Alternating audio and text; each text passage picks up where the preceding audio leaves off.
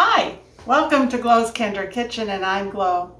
Well, today I thought we could make a nut bread together, and this one is called Cranberry Nut Bread. And what inspired me to make this today is a very good friend of mine, Susie Metcalf, gave me several of these community cookbooks. So I started going through this one, and this is actually put out by the ladies of the Bethel Free Will Baptist Church, the Ladies Auxiliary, and I believe it's in Asheville. And in it, it had a cranberry nut bread. And this recipe is very similar to the one that's on the back of the Ocean Spray cranberries. And I had this pack in the freezer. I always freeze a couple of those cranberry bags at the end of the season and put it in my freezer so I can use it throughout the year. And this is the last one I had in the freezer, so it's perfect. So I'm going to be doing a couple of variations that are different from what's in here and what's on the bag. And I'll tell you about that. But before we came on, I went ahead and I measured everything out. And I'll tell you what the ingredients are. Here I have 2 cups of all-purpose flour. I have 1 cup of granulated sugar. I have 1.5 cups of chopped and coarsely chopped cranberries. And these are defrosted. I have approximately 1/2 cup of nuts here. I chose pecans and I toasted them. I find that when I toast my nuts, they give a lot more flavor to a nut bread. And I also have approximately a tablespoon of finely grated orange peel.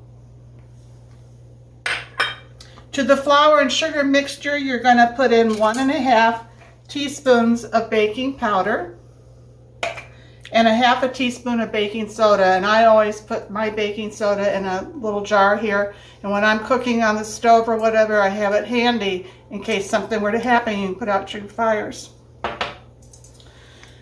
So those are and also I have 3/4 cup of orange juice and 1 beaten egg. Now the differences besides the toasted pecans that I'm putting in is I put in about 1/8 to 1/4 teaspoon of cardamom. It goes really well with a bread like this. And I'm also putting in about 1/8 teaspoon of rosemary. And what I do is I grind it with my mortar and pestle here, and real fine. But it enhances the flavors of the orange and the cranberry and the nuts. And people are like, wow, what's in that? That's a little different, but it's delicious. So anyway, let's go ahead and get started. So I'm going to go ahead and just mix up my dry ingredients first. I'm putting the 1 cup of sugar in here to the flour. And I'm going to put in 1.5 teaspoons of baking powder, and this is 1/2 teaspoon measuring cup, so that's 3, which equals 1.5. 1/2 teaspoon of the baking soda.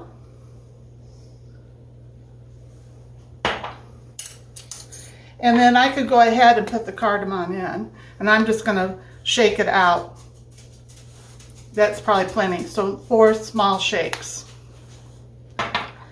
And it has cardamom has like an earthy, fruity flavor to it, and it really enhances a lot of pastries. I'm going to put in a little bit of salt, about 1/2 teaspoon. This is pink Himalayan, but you can use whatever you want.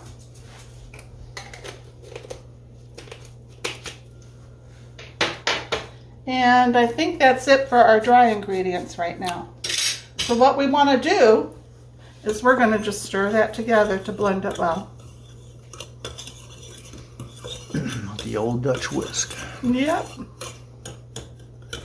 And I guess I could go ahead and just put the rosemary in right now too.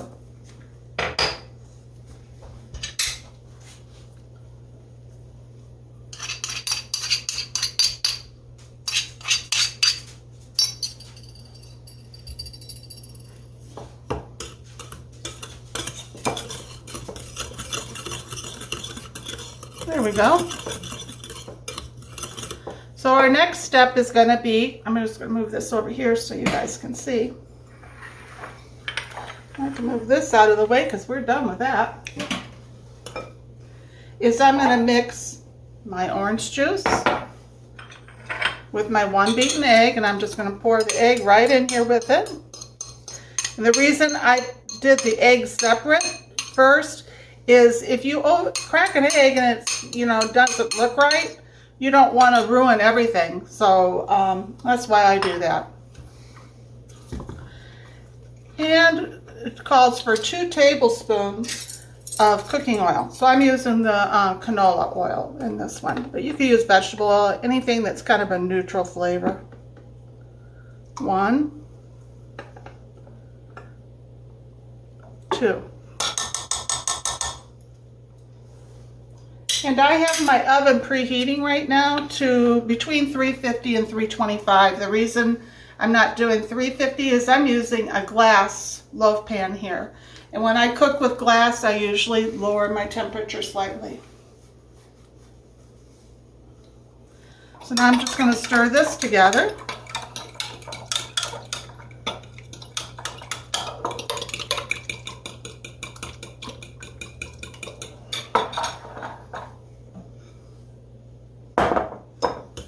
And I'm going to put this right in. Actually, I'm going to do the cranberries first, and the nuts and the orange zest. Get it all in there.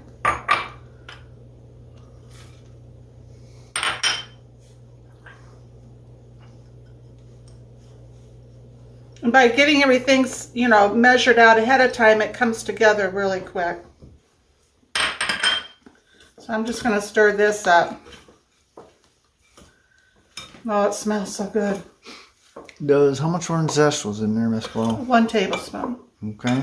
If you want to do more, by all means do more.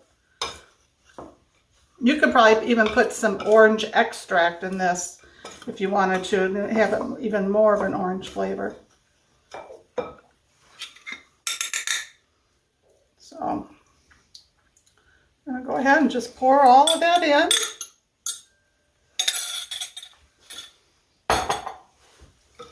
Stir it up.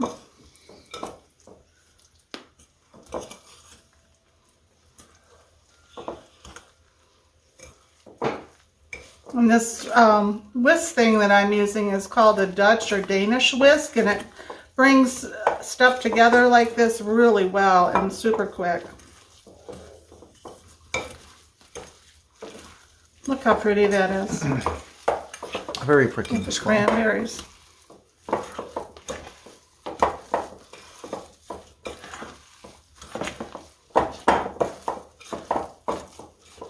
Yeah. So, got a spatula here. Just going to clean this off. Don't want to waste any. There we go. Move this stuff out of the way.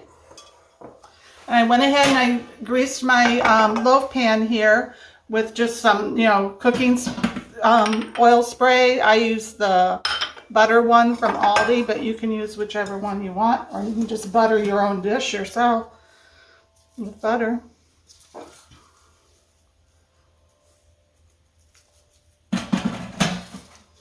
This is going to be really nice.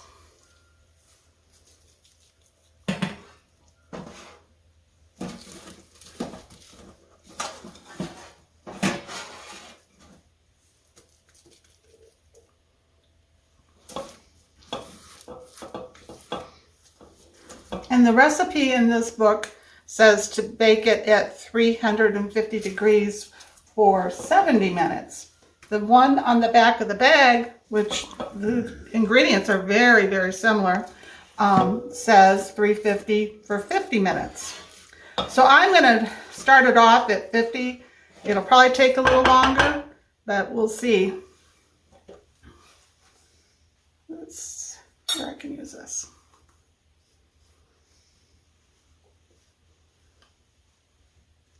There we go. So I'm going to go ahead and put this in the oven and I'll check it at 50 minutes, but I do think it'll take longer. So anyway, I'll be back in a little while. Hi, well, I just took this out of the oven. This cranberry nut bread just smells delicious. And one way to tell if your nut bread is done or not is I take a skewer like this and I just put it down inside, pull it out, and if it's clean, you know it's done. And also if you do this and it's not an indentation into the loaf, you know that it's done as well. It's springy. Yeah. So I need to let this cool for 10 minutes and then I'm going to invert it out of the pan onto the cooling rack and let it completely cool before we cut it. But anyway, and that'll probably take to completely cool between an hour and 2. So I'll be back then and we're going to taste test this together. See you back in a little bit.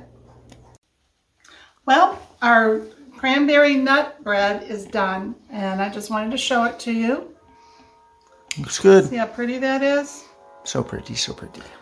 And here's a piece that I cut. Now I'm going to try it.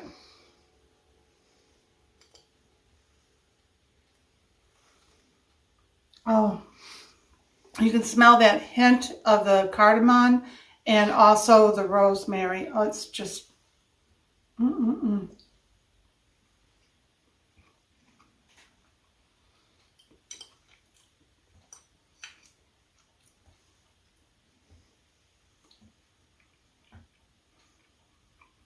This is really good. It has the hint of the orange with that cranberry, and the crust is just right. It has a little bit of crunch to it.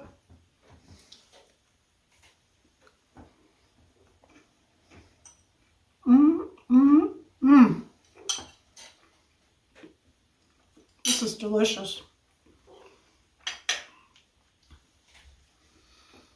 It's perfect for the holidays. So good. I hope you guys have enjoyed this. And if you have, give me a thumbs up, comment. If you haven't subscribed to our channel yet, please do. I hope you have a wonderful evening. And Susie, again, thank you so much for this cookbook.